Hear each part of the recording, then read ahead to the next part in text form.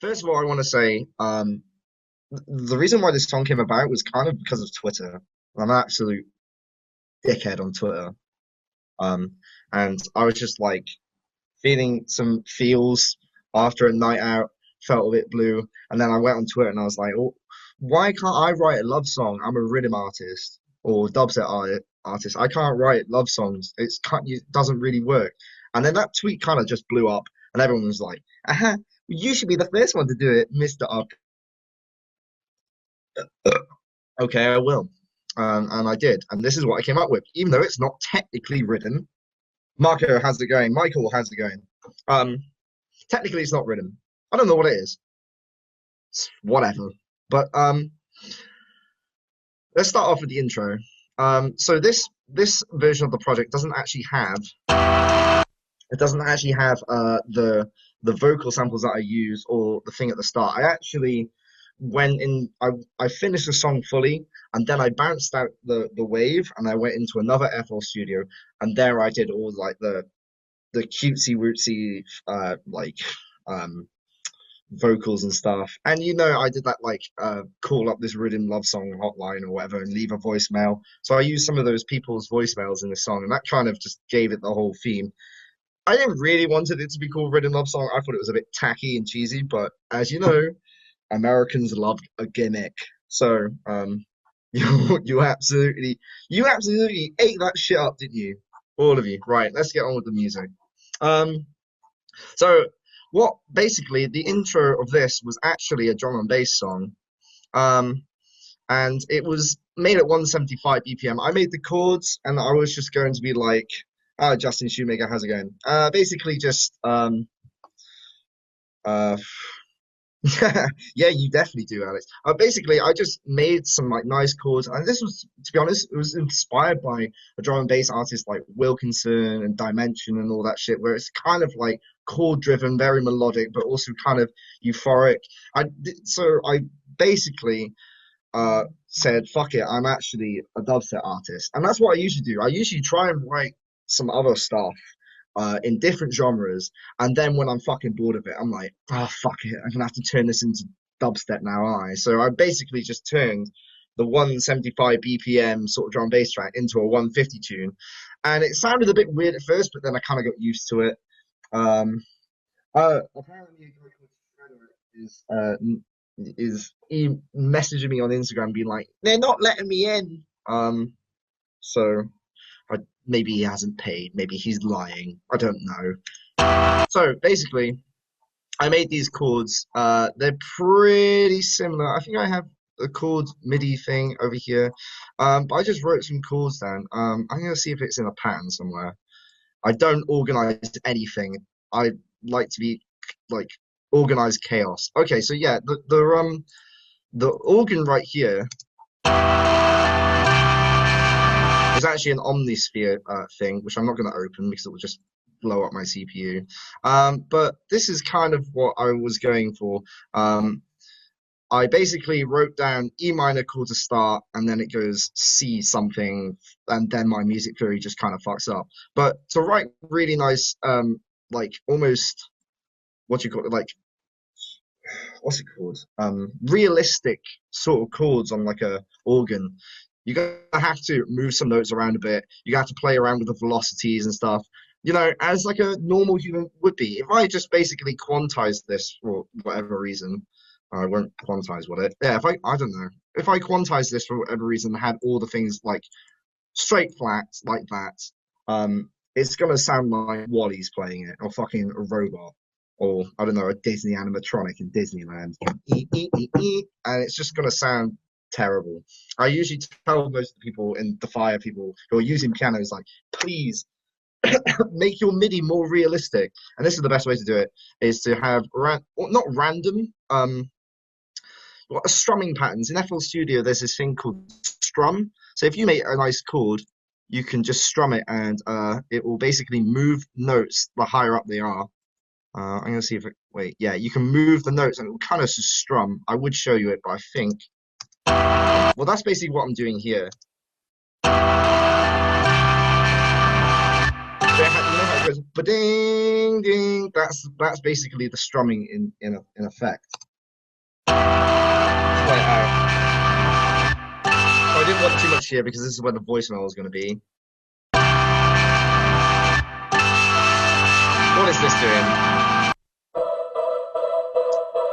So this is just a vocal run. What am I doing with the effects over here? So I have a harsh effect on it. Oh, by the way, guys, if you're going to spend any kind of money, use Kilo Hearts plugins. They're insane.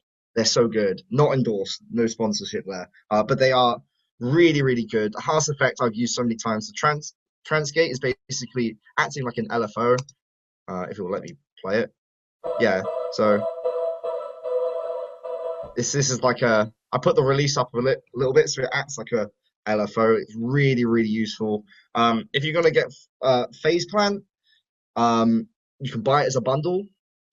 You need to get everything. Just get your mum's credit card. Treat yourself. So yeah, I just did a little bit of EQing because there wasn't seem to be any high end. Some chorus, and I did some. Technically, you're not really supposed to do this, boys. You're not supposed to boost the highs and then subsequently get rid of them. I think this is like maybe a filter. No, I decided just to screw that, and I was like, fuck it, I'm just gonna add a filter on that. Technically, that's just a waste of CPU, but you know, I'm special.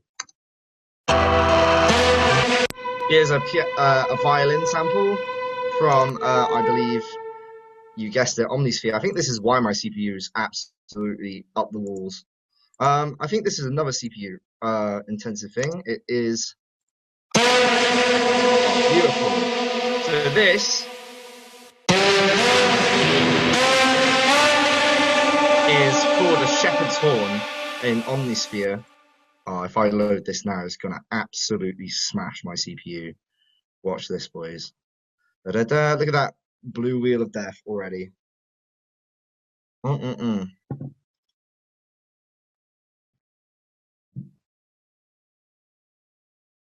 URL says read this if you saw. I think I've absolutely... Make your music stand out, get more views, and way more engagement. Bring your music to life. Get Music Visualizer.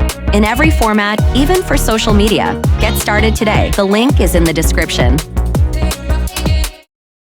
Absolutely crashed it, to be honest. We're going to have to wait this out. Uh-oh. Uh-oh. Oh, no. Oh, there we go. It's worked after 2 billion years of my life gone. Shepherd's Horn, fantastic thing inside of Omnisphere.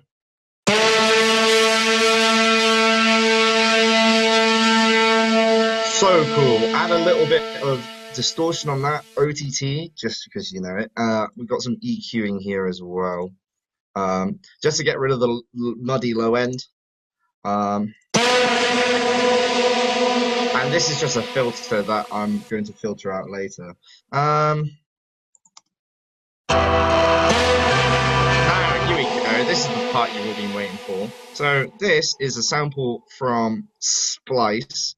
This is what it sounds like in full. It's got loads of effects on it, so we'll just play it out.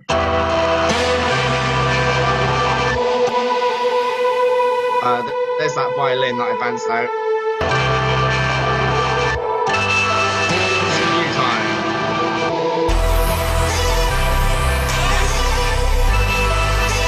So underneath here we have a nice Reese. We might be able to go into Serum for that. If it doesn't give me the blue ball of death, it's nothing special. It's literally detune Sawtooth 7 filter, bright white, going through a distortion. Bob's your uncle. Unless Bob isn't your uncle, then I don't know who your uncle is. We have some EQ. I like boosting the upper mids on Reese's like this. Usually the more you boost it, the more drum and bass it gets. And then taking out some of the lows and some of the muddy mids. We have some distortion, and then More EQ. I seem to like doing that. You're not really supposed to do that. You should only be using one EQ, but you know, rules are meant to be broken and all that. We have a downlifter, so we have some filler up the top. It's all about filling up spaces in the mix.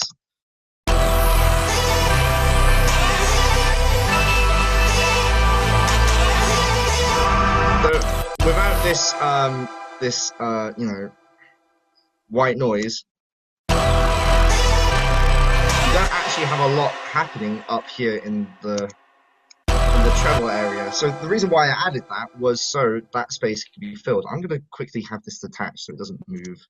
It's literally all about filling up spaces to get a really nice mix. And I don't feel like the comments are fat. Yes, it is very fat. Boys, feel free to comment and message in the chat.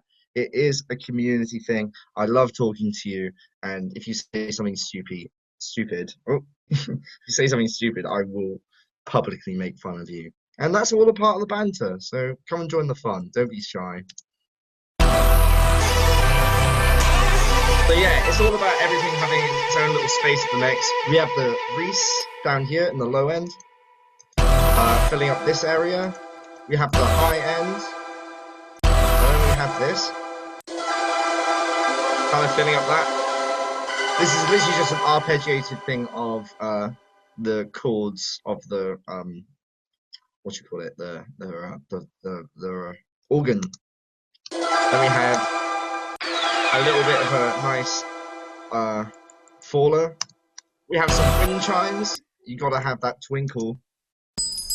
Oh, how beautiful is that? So gorgeous and calm. Oh, lovely. So yeah, this is what it sounds like.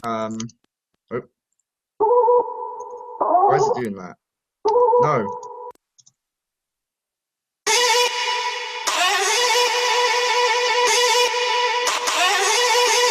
So yeah, this is how I do my vocals. How did you build the arpeggiator? Okay, so say there's a really quick way to do this. Really quick way to do it in FL Studio. So say if I got let's go back to that chord progression over here. Say if I wanted to make this into an arpeggiator,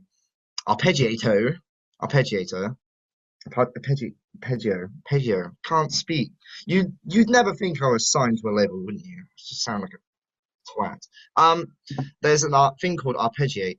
It's not the best thing in the world, but if you want a quick arpeggiator, you can literally just have FL Studio do one for you. Why has that happened? Goodness sake. There we go, we're back. That's how I usually did it, and then I just changed the notes around a bit. That's how I got to get that arpeggiator. Or you can do it manually, which takes a while, but FL Studio is great. That's why I don't want to leave it.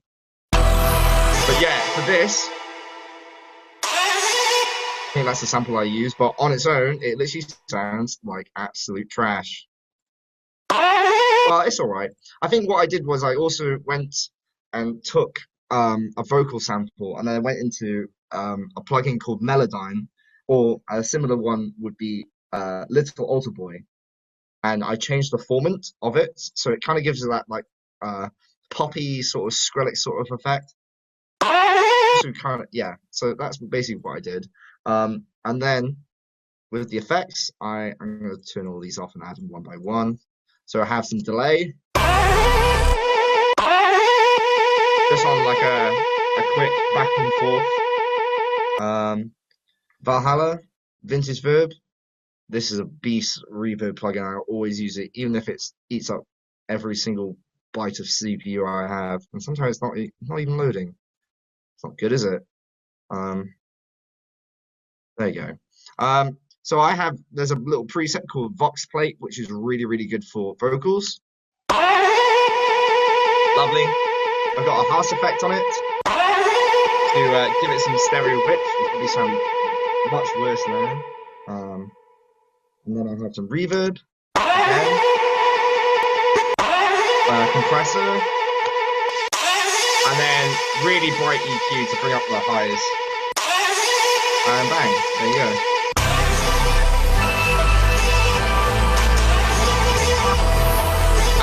played around with some rhythms, and I seem to have got that one, which should be cool. So, what's happening down here with the automation? Well, I have everything going through a sidechain bus like this, and I have mostly a lot of things going through this sidechain.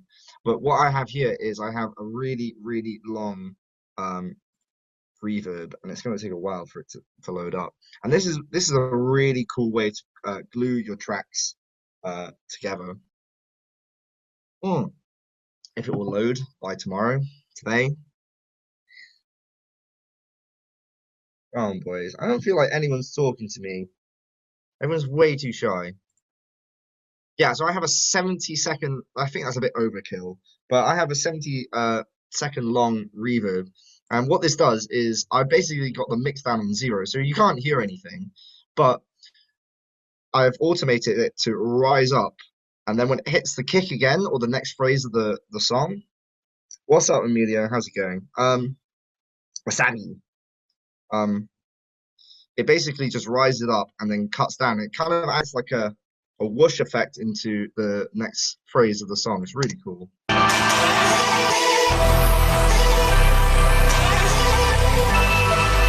So listen. Did you hear that little whoosh? So look. Oh wait.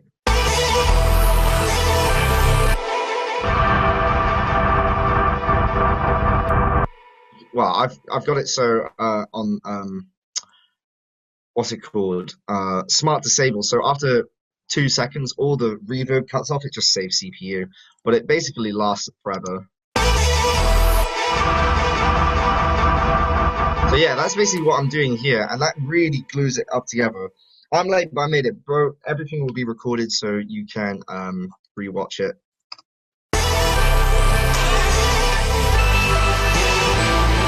And yeah, the horns are just doing the other thing right there. It's just going down.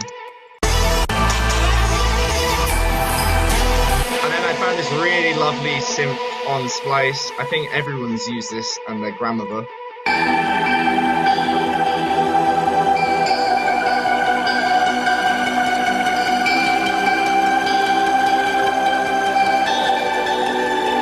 That just really adds to the song. Reverb on the sidechain bus. Yeah, so it's not to apply a reverb to everything.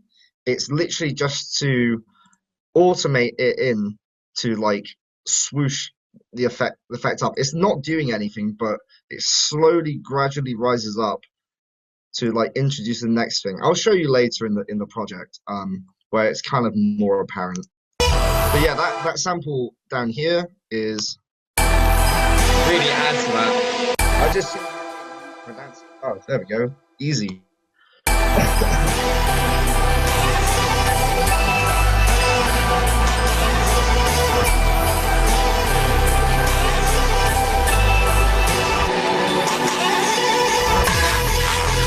How do I do gain stages to get loud mixes? Well, I have a fruity limiter on here, and this is not actually limiting. It's doing something else. It's soft saturating, so it's basically a soft clipper. If you mix loud, you're gonna get a loud mix. I think that's what we come to the conclusion of. And to get a louder drop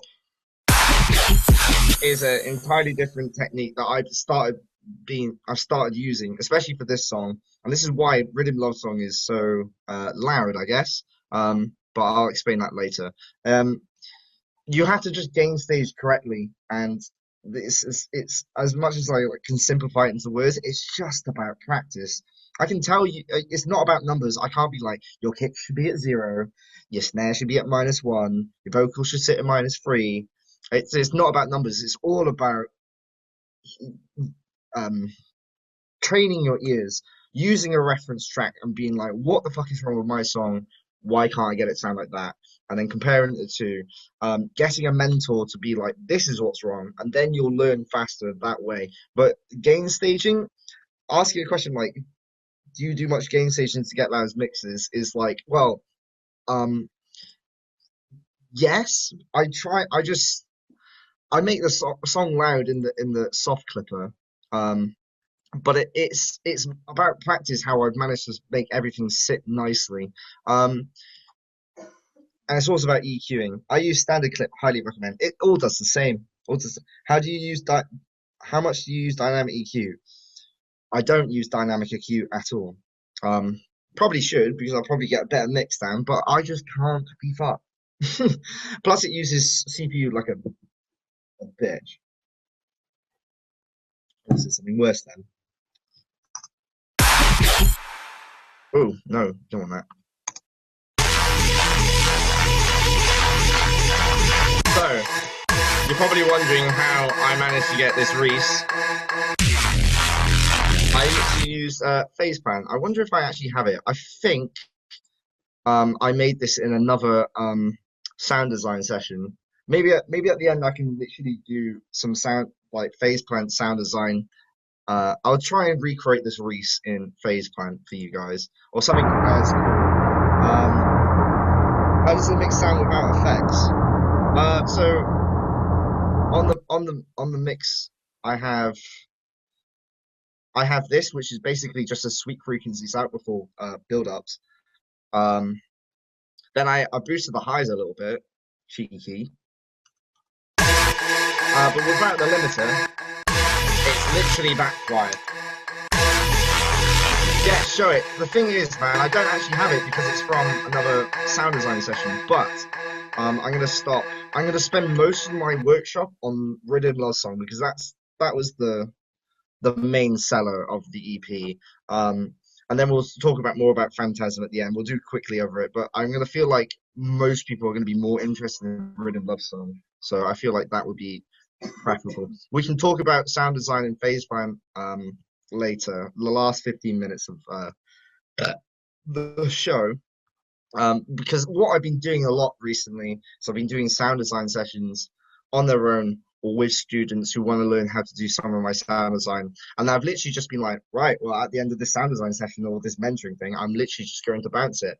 And I made this in front of a student like a month ago. And it's just, actually it's the same with this drop. Like, we can go over this bass, this one. That one is a serum, but the main bass was made also in another sound design session, which I've literally just bounced out. And it's my workflow at the moment. The workflow is make sounds in front of students, make money from that, use those sounds in songs, make money from that. That's pretty much my business model at the moment. It's a win-win for me. But yeah, we can definitely go over how to make something as cool as this in phase plan, maybe even cooler. I hope someone challenged me to it. Let's get on with it. So yeah, I just loop the vocal here.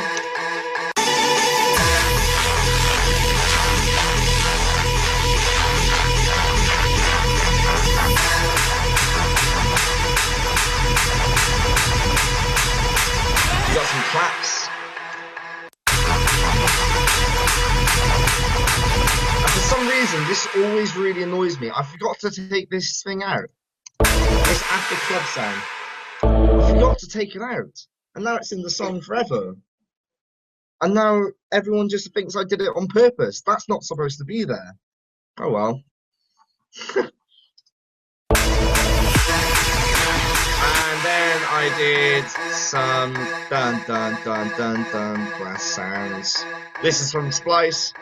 And I literally didn't even use MIDI for that. I was just so. Do I do a lot of automation with EQ? I need to filter stuff out using a high pass or a low pass. I don't do any crazy automation with like, you know, I don't automate shit to do this, for example. I don't go woo. I don't do mad shit like that. Mainly because that's not EQing, that's called filtering. You might as well get a filter to do that. You see what I mean? I do a lot of stuff like this. This is what I do. I automate the filters out so it does this. Just before a drop. In fact, you'll see it now.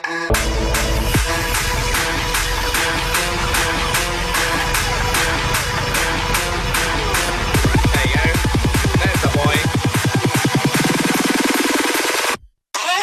There we go. So you take out the sub bass and it creates like You know what I'm saying? Like a tense moment. It kind of gets airy. Uh, Double kick drum for fun. Triple trick them. Triple trick. And it's so important. It's so important to introduce the bass in the build-up before it happens in the drop. You want the audience to know what's kind of going to happen for the drop. Otherwise, people ain't gonna get psyched about it. Um, Only rare occasions or some songs that do that now just decide to just say fuck it and don't introduce what's gonna happen in the drop in the intro. But I think it's so important. I always do it. Hmm.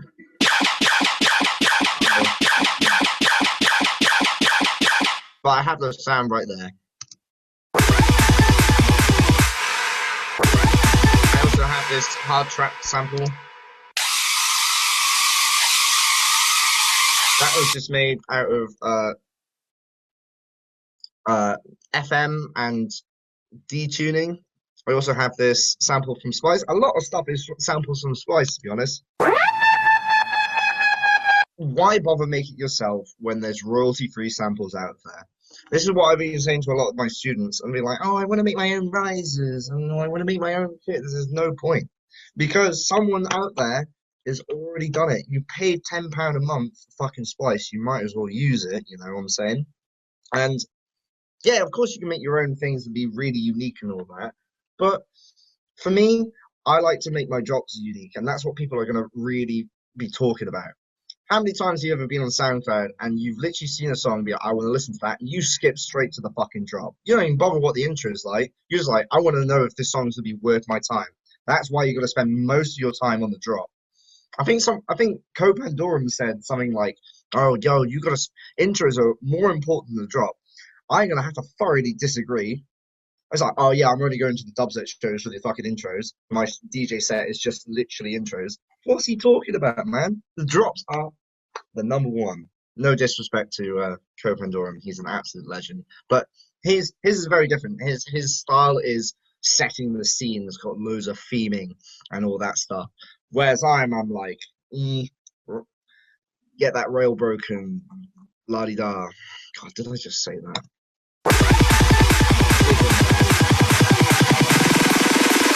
So yeah, I just make it dead silent. Now you're probably taking me out of context. Oh, am I? I didn't really watch the workshop. I thought that's why I saw Alex, man. I read like the Copandorum's like overview of stuff, and I just read that, and I was like, does he really think drops are more important? If I'm wrong, I think drops are the most important thing. Focus your time on that. First, at least. If you want to do crazy cool stuff for like, you know, the intro, get the drop right first. That's what I'm saying. Right, let's get on to this. The cool part.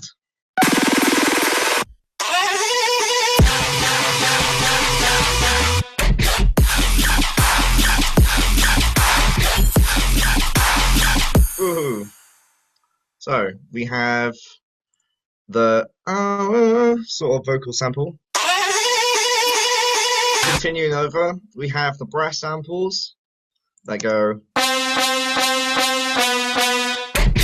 We have a reverse downlifter sub. So you know those things that go. These things. Yeah. Reverse that stuff. Reverse it, and it acts like a little riser into it. Ooh, cheeky. Right here we have some heartbeat samples because it's a love song, you idiot. Lovely. I also did a harsh effect on a bass sound. Now I know what you're thinking. Why are you applying stereo effects to sub bass? Well, because it sounds cool and it's not the main sub. If you did it to the main sub, I think you'd have a problem with mono compatibility and stuff like that. But if it's just like a small little heartbeat, go on, treat yourself. Why do I keep saying that? I'm mad. And it really adds that effect, like the stereo sub bass in the heartbeat with a harsh effect kind of makes it sound like it's really in your headphones. I thought it was really cool, kind of trippy. And then we have the mushy peas. I named this the thing mushy peas. And we also have big penis free, which is the other one. But all of these sounds were made in previous sound design sessions. Yeah, I think what we're going to do is let's take out the main. So over here we have a glass break. I did this in like the Devil as well. Really cool. Really cool effect to add like on a drop. The sub you and Tracy do a lot. You make 2 separate sims where you clip between stuff. I know what you're saying. This is like the most asked question ever by students, and you know it is a question that will go down in history. Do you separate the sub? And the answer is it depends. If you have a sim that is bloody muddy down there in like the low mids, the high bass, sub bass, mushy piece of gross, get off the fucking stream, my dude. Get off the stream. Mushy piece slap. How dare you, Aaron? Aaron, man. God. Well, you lost my trail of thought, Aaron. Idiot, man. It depends. If you make a base in Serum and you've used like combs, filters, and crazy stuff or whatever, and there's a lot of muddy low end, then you're gonna have to use a clean sub underneath for it to work. But if you're using FM and you're using relatively clean harmonics and there's not a muddy low end, and you use the sub inside of Serum and it doesn't sound muddy, then by all means go ahead for it. You can do it. Girlfriend's taking photos of me. Thanks for that. Taking photos of your feet. Sorry. Nobody cares, man. We're all American. Nobody knows. Nobody knows who you are. Yeah. That's pretty much my advice on that. One more time. Cool. I think that's all I have to say about that. We want to talk about. I really would like to talk about the sub bass in this. How do you clean up the mushy piece sounds? So introduce it so loud. You might have to rephrase that sentence because that doesn't make sense. For this, this sub bass is very similar to the Reese and what I did over there. I think anyway. No. So what I did here was basic shape. How do you clean up the mushy piece sound to introduce it so loud?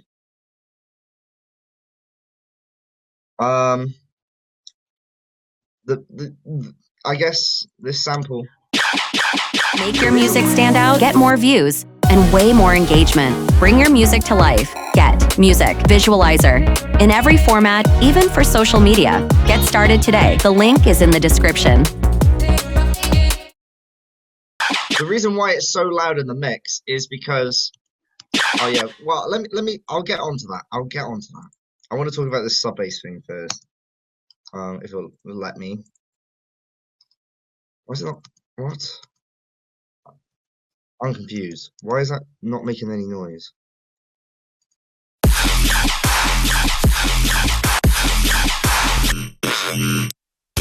Okay, so this sound right here is Sawtooth, and if you want your sub bass to be even more crazy and add harmonics, bend that shit. I did a little bit of filtering. This is a pitch automation on the master tuning, so this just adds like an attack. This is also pitching on the master tuning, except it goes down. This is really cool to do like this pitch down thing. Kind of gives it a little bit more flow. And then I've got some noise going through a really distorted tube. Bang. You got a gritty sub bass. sound like Gordon Ramsay. Goodness me. And over the top, we're doing some layering. This is probably the coolest synth that I've made. So this right here.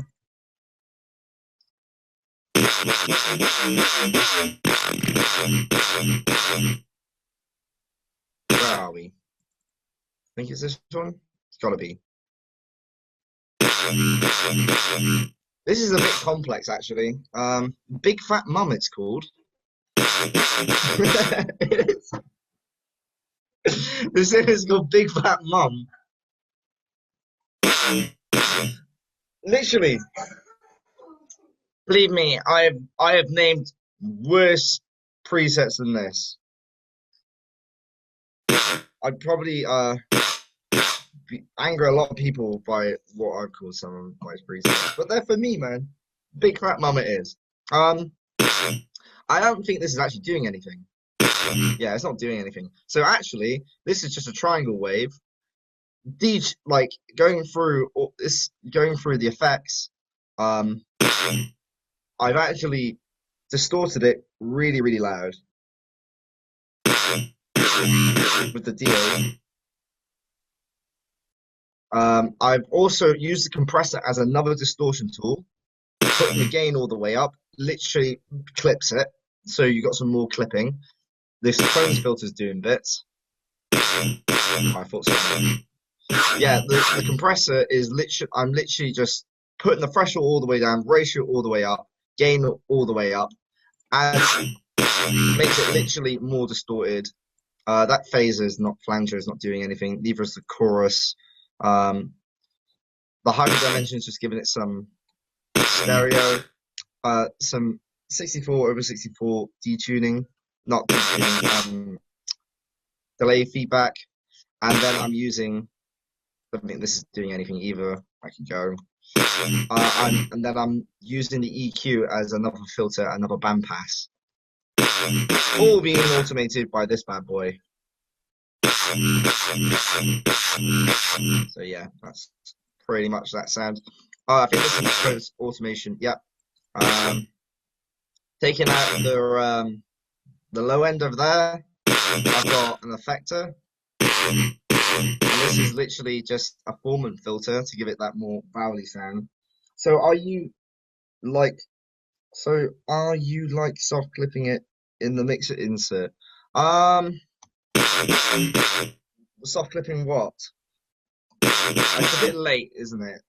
These comments come in about a time where I've literally just moved on. Oh, the OTT, yeah. But like, I also use this as a full thing, but I also if I tap it on the keyboard, I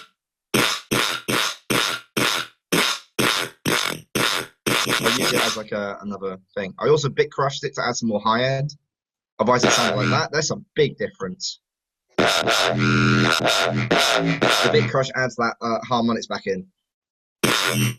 Very important. And then I did some mad EQing. Two types of EQing. One where you have to be delicate and careful about what you do, which is basically mixing it with other stuff, like getting rid of harmonics. There are rules for that. The other one is make the sound like you want it to sound. The free sound rule. Make the sound like you want it to sound. And this is just, there are no rules. You just go hard as you possibly want. It's just to make the sound like you want it to sound. I don't think there's another way of me to describe that, but that's basically what I'm doing. And that's laid over the sub. And that sounds a bit like this. And then I'm basically doing it on every kick and snare. So bum, bum, bum, bum. And this creates like a headbang sort of vibe. Because if you think about it, they're going on the bass starts at every kick. That's what, or kick and snare, and that's when they're literally going into the rail. So it creates more of a headbang vibe, which is kind of what you want because that's all you seem to do. For the synth, I kind of did some like a swing sort of vibe. So It's not straight eighth notes. It's bouncy swung notes. I actually think I actually have the sound design session recorded. So I think we should make this into a VIP really easily. Rhythm Love Song, Mushy Peas. There we go. So what we'll do, this is the sound design session. So there is loads and loads of this sound. Where?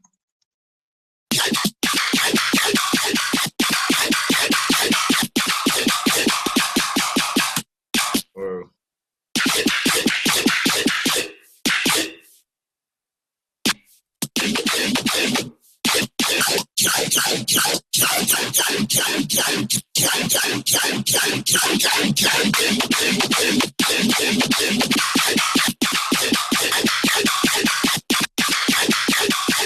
Oh, there we go. Let's take this part.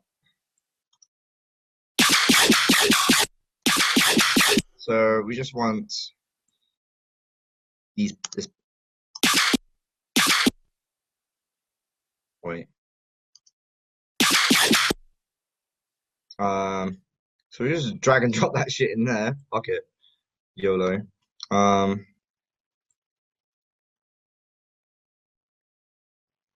So if I mute this right now, bang. Take this part. Where's the mixer channel for this?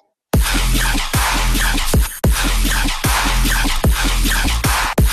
we go. We're doing a VIP, my boys. Probably won't sound very good, but we'll try.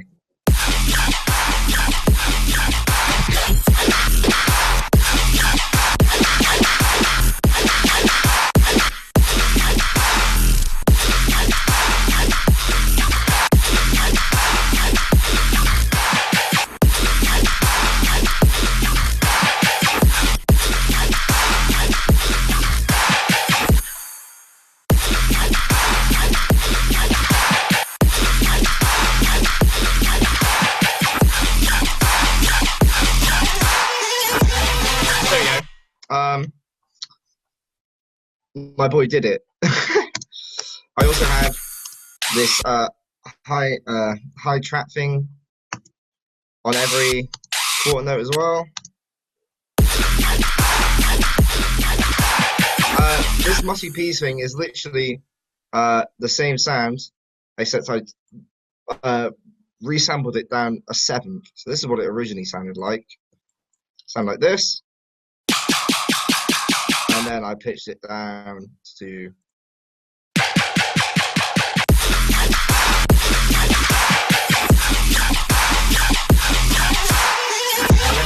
just repeats back into this. Added vocal samples.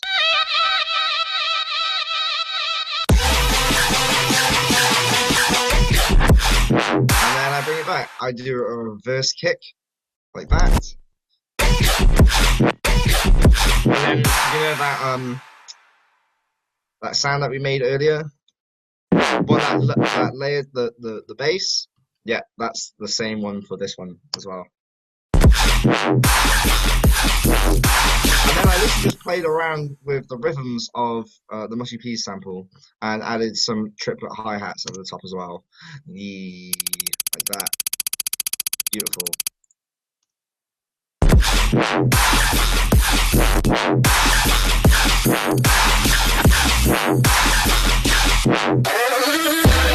I think this is literally the same sample. I was not doing anything. It always scares me when that happens. Yeah, this is the same sample, except this is pitched down a seventh. I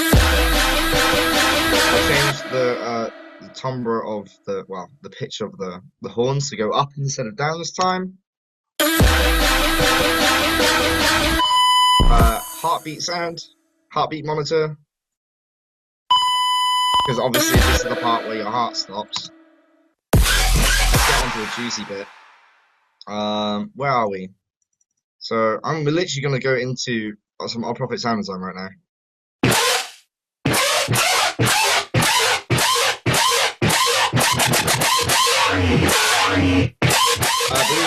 very complicated because a lot of my sound design just revolves on potluck sometimes. It is literally crazy shit. Sounds like he's in pain. You sound like you're in pain, Aaron.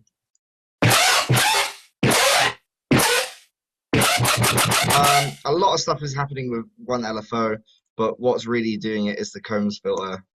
Doing some mad shit. Now someone's definitely coming and taking a photo of that. And then I got some OTT, some things. But what I've done here is I kind of allowed the artifact of the sound come through because there's so much Combs delay, like feedback delay and stuff like that. If you just tap it, the sound like carries on. It kind of acts like a release. And this is where you got this sound from. This is like really high. Oh shit! Oh shit!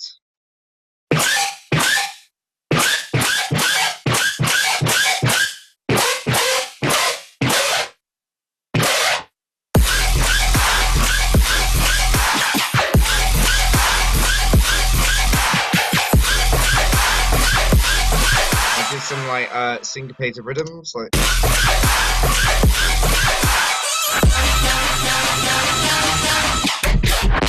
let's get into this bad boy. Again, it's in Serum, I believe. Basically, what I like to do is I like to clone the Serum that I'm using, and either use that as like a preset. And then just kind of make stuff into sustains or different basses. So I literally just took the one that I used before and set it to be a straight line, and it came out like that. And the secret to get to this sound is to use simpler wavetables like this, with a big fundamental harmonic like this. For example, this is, you can usually tell this does not appeal to FM sort of synthesis because it's just so much going on. You're gonna get a cleaner, nicer sound if you have simpler harmonics.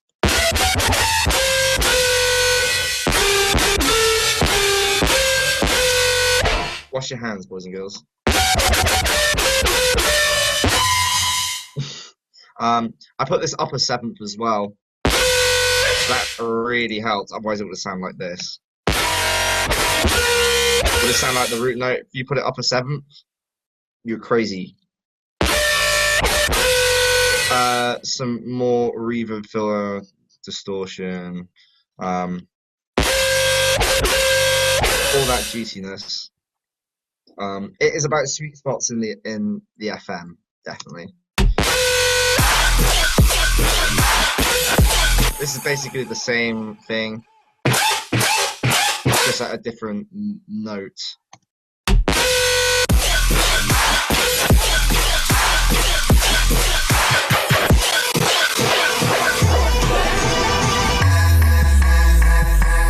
So this synth right here, I had in my head for fucking ages, and I finally got it written down. This is basically what it would have been like for the drum and bass thing. It would have sounded like this. You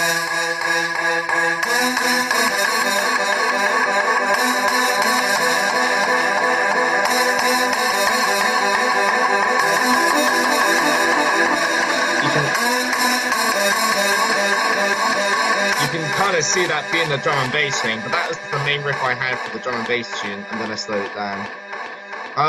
If I had any regrets about this song, I think this section is way too long and boring. I would have definitely filled it up with more shit. Right here I have a plucky synthwave sort of driving bass.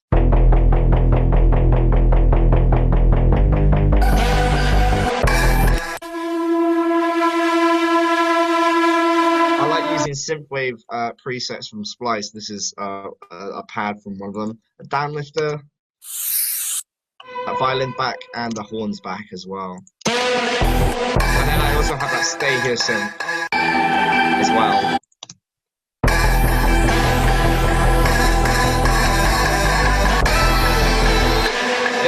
Also from Splice.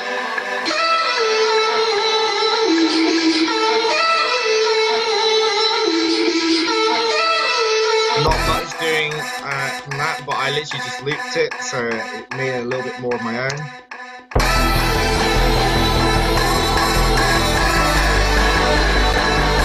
This bit has a lot of serum, so I'm going to move on from that.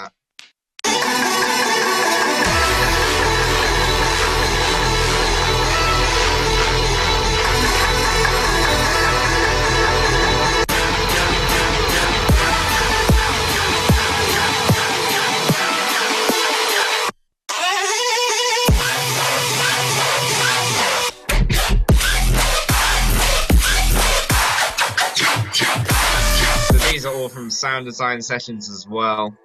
That's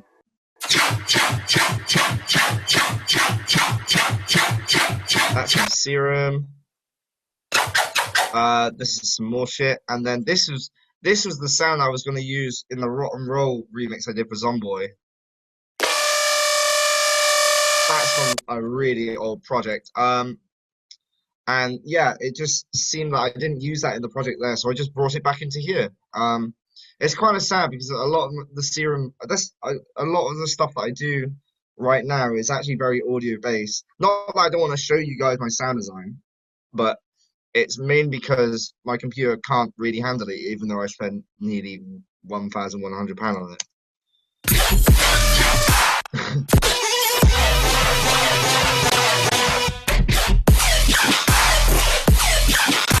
It's just variations in production now. This little thing right here is literally just this. That's simply again, but I'm just pressing it very lightly, so it makes this noise. I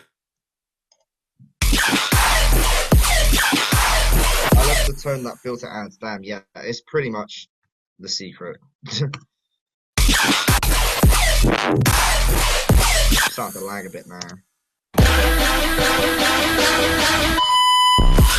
And then to add that extra sauce, I make this go up a semitone. So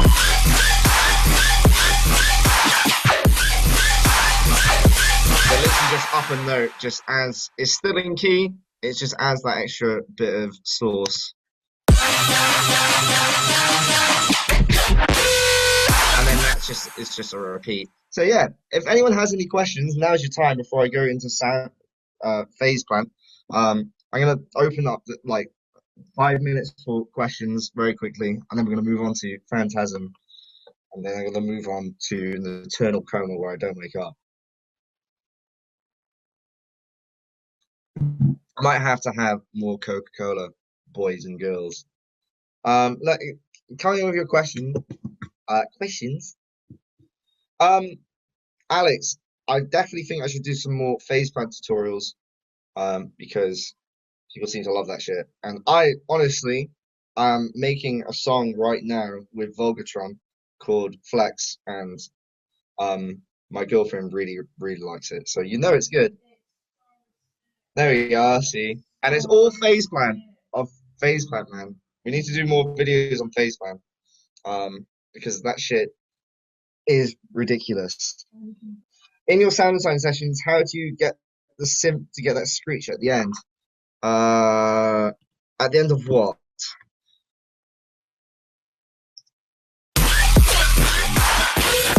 What synth are you talking about? You say your synth to get that screech at the end, like you expect me to know which one you're talking about, because all of this is synth. Y'all seen have you seen the Mr. Pink face plants and stuff? Yeah, have you seen them? They're terrible. They're basic. They're basic, bro. Not saying anything. Nah, no, they're really, really good. He knows his way around it, and he knows how to FM in it. So it's basically once you figure out FM and you're able to do it in phase plant, game over, because that shit is lethal. It's like if FMA and Serum had a baby. It's a bit hard to learn because it's not very user friendly as much as Serum is. The main one that goes up in that last part, how do I get that screech? So I had this one right here.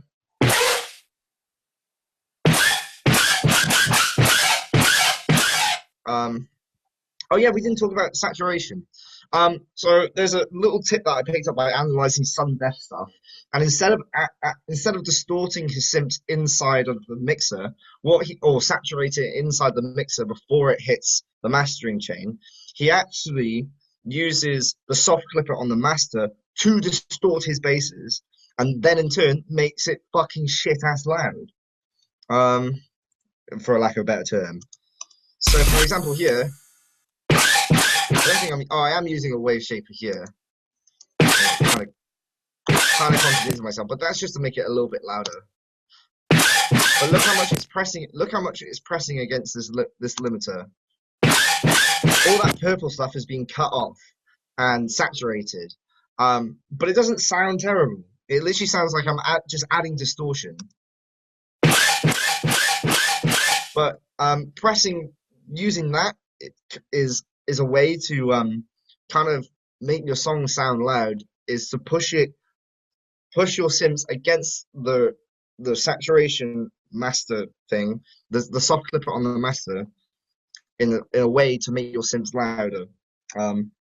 That's what sudden death does. If you go on to I love referencing this track. So if I go into Mr. Muscles, he does it right here.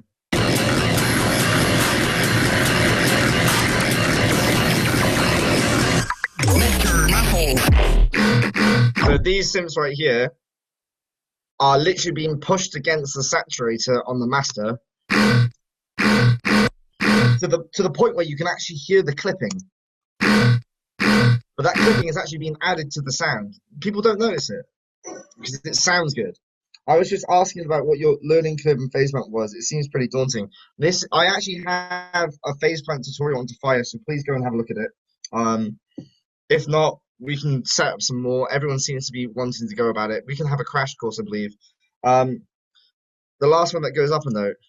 I think what I did was I literally have everything routed to the screech on this one. I have it routed so it kind of. I went over this synth. This one goes up a seventh as well. But basically, that little last part at the end is due to the fact that I have the resonance quite high on the cones and the resonance quite high on the delay, or the mix quite high on the delay. And when you tap it, it kind of adds like this little reverb tail, which is really cool. You know, I've been waiting a crash course on Facebook for a minute with you, Odd. Oh, well. I've got all the fucking time in the world right now. I can't even go outside, so you might as well. I can go outside, but the police tell me I'm a naughty boy. Thank you, Antonio. No worries, man. Right, I think we're done with questions. Unless anyone has like one begging one, we're going to move on to Phantasm. First of all, I'm going to make your music stand out, get more views, and way more engagement. Bring your music to life. Get Music Visualizer in every format, even for social media. Get started today. The link is in the description. Do a new thing, and we're going to talk about. Oh, I mean, I just clicked off new, so I'll just give you an answer if you have a question about that. But I'm just going to set up so we have Phantasm ready to go. Let's go and make a recent phase plant right now. Something that's quite cool. I'm just going to go over this really quickly because I don't actually have a lot of time. What we want to do, we get a wavetable. This is a wavetable oscillator. I think of it as like oscillator A in Serum. If you can't keep up, tough shit. There's a recording on Fire. You can have a look at that. Should we have a square wave, because that's what really tickles people's boats.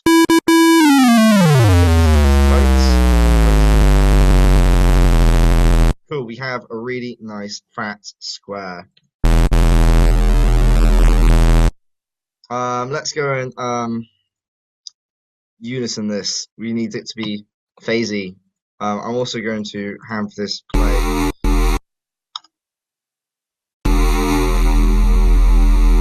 We don't want it very spread, so I'm going to turn that to 0. The blend is also 0.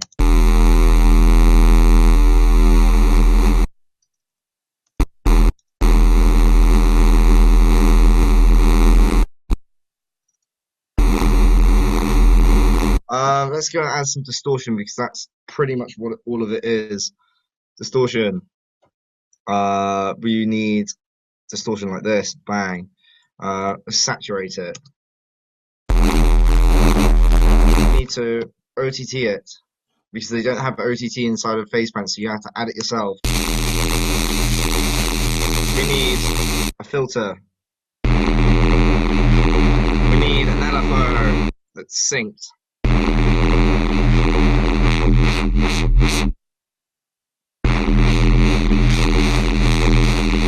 Let's apply it to this one as well. Minimize this. We need some more bias. More drive. What else can we add? Combs, maybe. Oh! Tonal delay. Ping pong.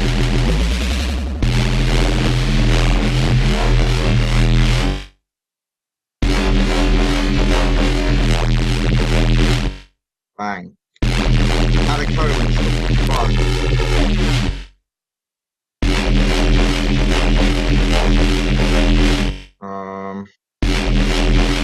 Maybe another filler.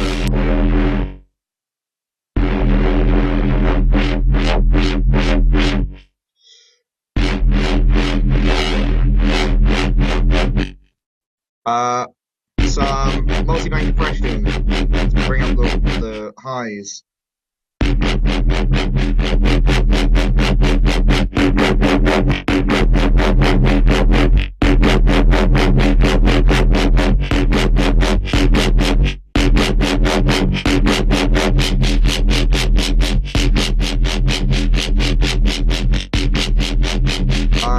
Disperser, because why not?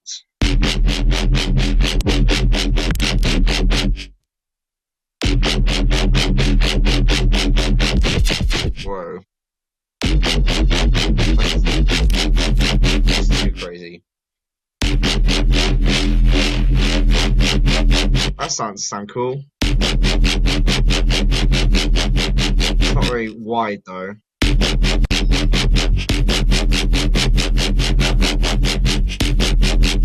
Need to add some stereo width really quickly. Let's put some spread on the delay.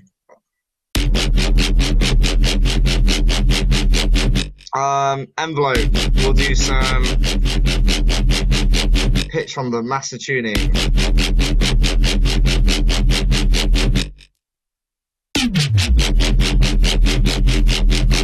Bang. Maybe we can.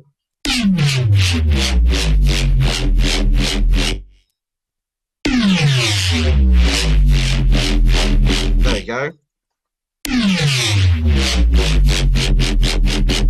Bang.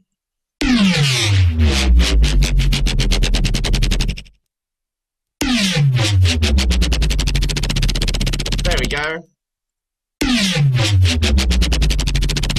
Very cool. Well, that's something you can do. You can have this for like an intro, couldn't you? And maybe bring it up.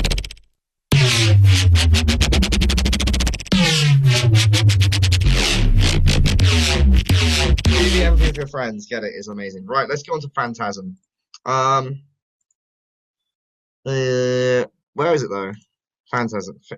Fetism? That's probably it. Yeah, get Facebook, and it's probably the best money you ever spend. Definitely.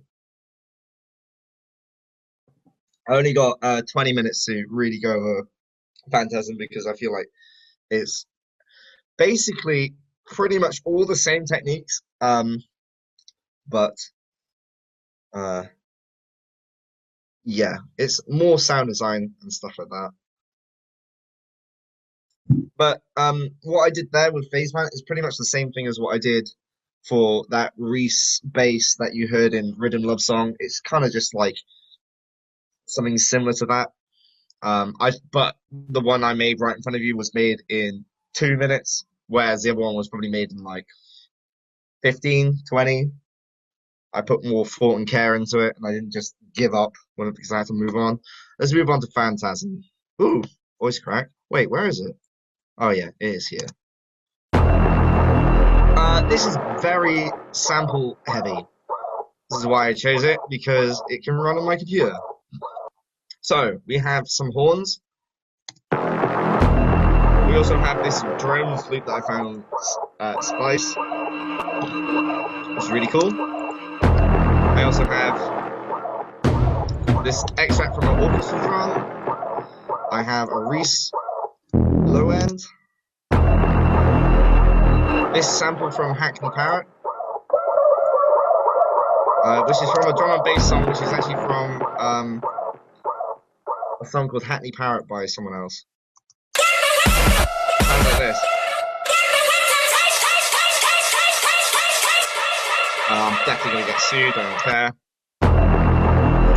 I obviously filtered out the thing, the highs, to introduce it.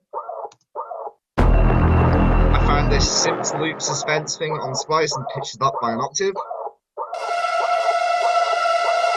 Kind of adds a really cool suspense layer to it, and I panned it using this envelope thing. Left and right.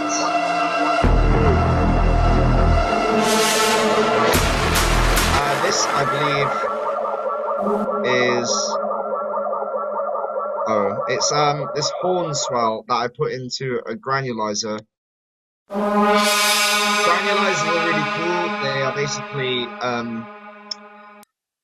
samplers that basically keep the same length, but you can change the tone, but it keeps the same length of the sample.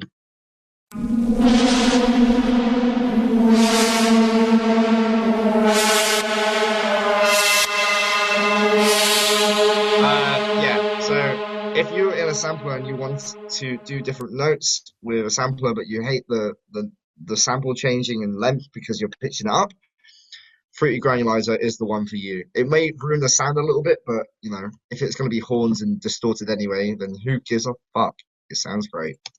Then I have this like reverse little trap synth. If it will play. This is really sample heavy. I got some claps going. Some synth bit, which is really cool. It's from a layering pack. It literally does exactly what it says in the tin. It just loops over like these synths and kind of gives it this grittiness.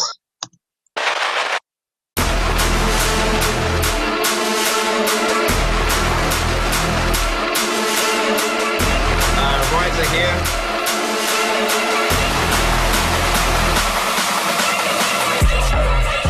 This is a really cool fill that I found, and I just pitched it up and made it in time.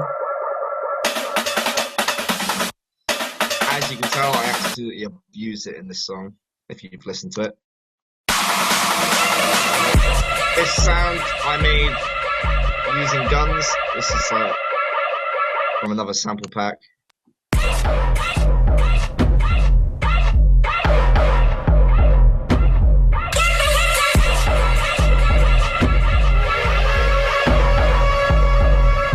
Did like a little tape stop thing there, and I have this like air horn, which is very fitting for today's climate. Scary.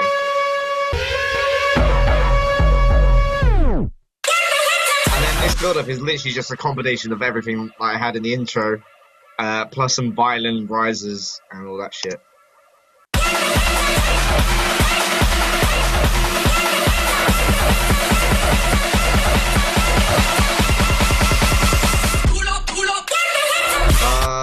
Yeah, it's just a build-up. Downlifters and stuff like that. I also have this like laser, which you can't even hear, so there isn't much point of that having been in there. And then I did a fake drop, which is basically I made this song called Brixton. Or what's it called? No, I can't remember what it was called. I don't know. It was like a city in London or a village in London, a town in London. And I was in an Airbnb where I made these sounds. See, this is another reason I literally just took the sound design from another project and incorporated it in this one. Here, I literally just reversed the sample. So it goes rum bum bum. I also took out all the low end as it rose up. Where's that thing? Yeah. So this is on the master tuning, just like before. It just sweeps up. All comes back in. This sound right here is actually sampled from a Samplifier tune. It's kind of naughty. It's from Game Over. But the reason why I got away with it is that little percussion thing that they have in before Game Over. But I literally just pitched it down. Sorry, Samplifier. Sorry, pal. Apparently he's doing some stuff under fire as well. Along with Ray Volpe, they're all joining.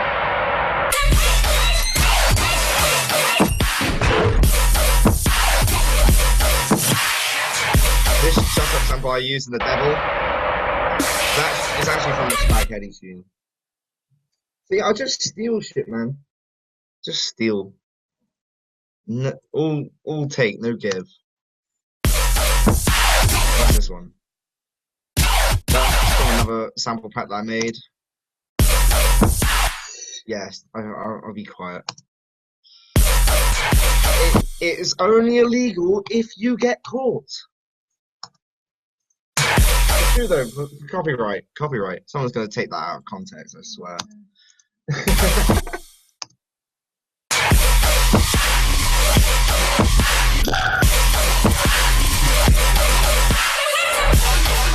So yeah, I have that hard track sample back in here again. More downlifters, and then I found this sample from XG, and then I put, what did I put over it? I put an effector over it, so it gives it that formant filter. Otherwise, it sounds like this. I love formant filters on bass samples, man. Makes it sound cool.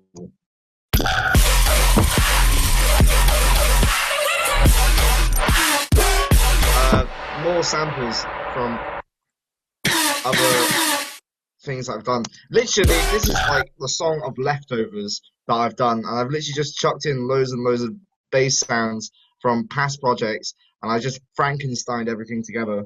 It might be a little bit disappointing for you, but that's pretty much my sound design process at the moment.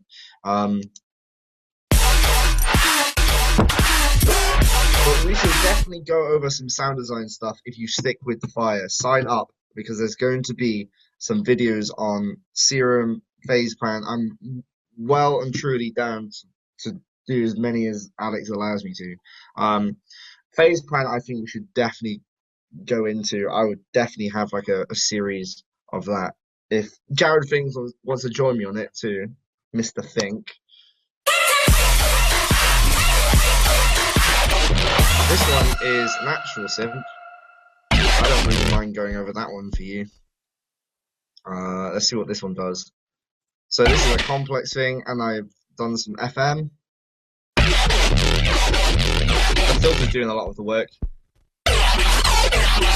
So like stop the sound. I got a sub underneath it. I get some white noise. The sync is doing some work as well.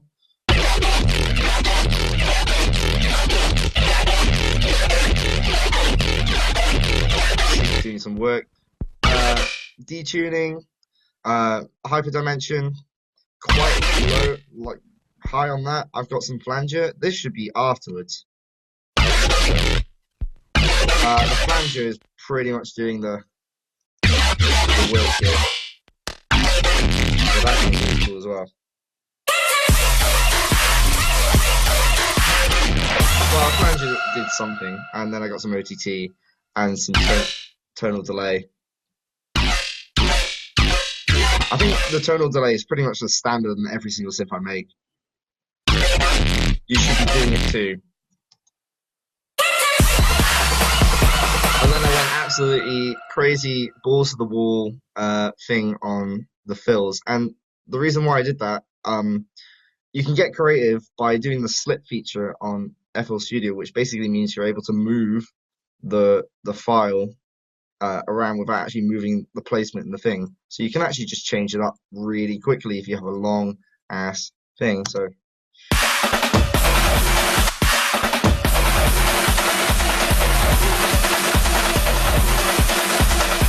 this part, for example, change this up.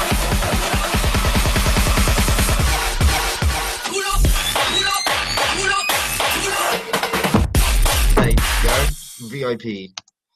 So there's like a reverse kick there, lots of reverses, and the pull-up sample, and oh, Hackney is what it's called. I should definitely go over how guns were made as well, and another Defier class. Some more offbeat, quick stomps.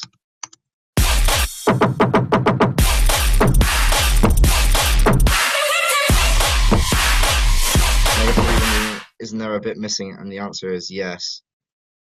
Let's see if I can put that back in.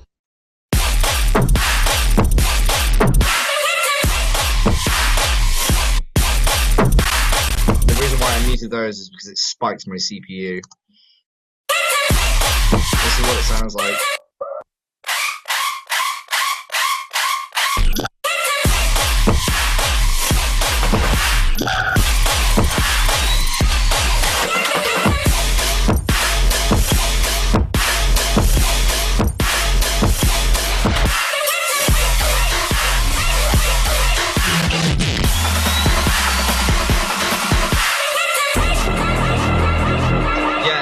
This is just a Frankenstein of loads of from my own little sample pack, and this is what I really want to preach to you guys. Never delete anything. If you can't finish a project, save it. Don't delete it. I see so many people just like, oh, I'm gonna just delete the project, start over afresh. Well, if you can salvage something over there, at least you've got something out of your failed session, I guess. But then you can like make your own little sample pack, and then you can just go in and create songs really quickly to an actual quite high standard, especially if you've got, you've made your own sample pack. It's just something that I really recommend doing. And I made this song just by Frankensteining loads of stuff together, and it turned out all right. I think this is not too much different in terms of build up.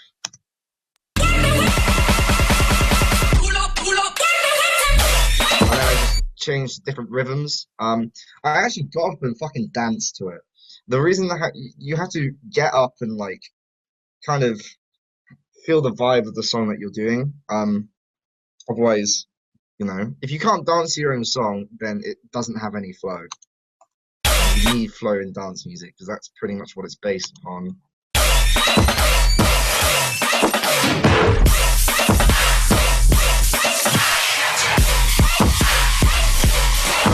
Teased like a quarter, like 4 on the floor note sort of thing over there, but that never happened, never materialized. I just did it for a little bit, and then I kind of went a little bit ham on the rhythm over here. These little pauses right here, they're all about it. We're all about it. There's a little bit of a delay there, a little bit of swung rhythm.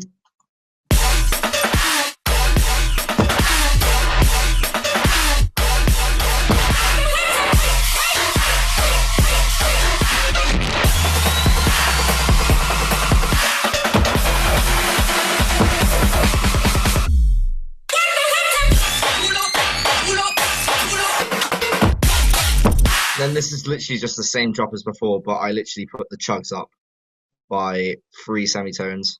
And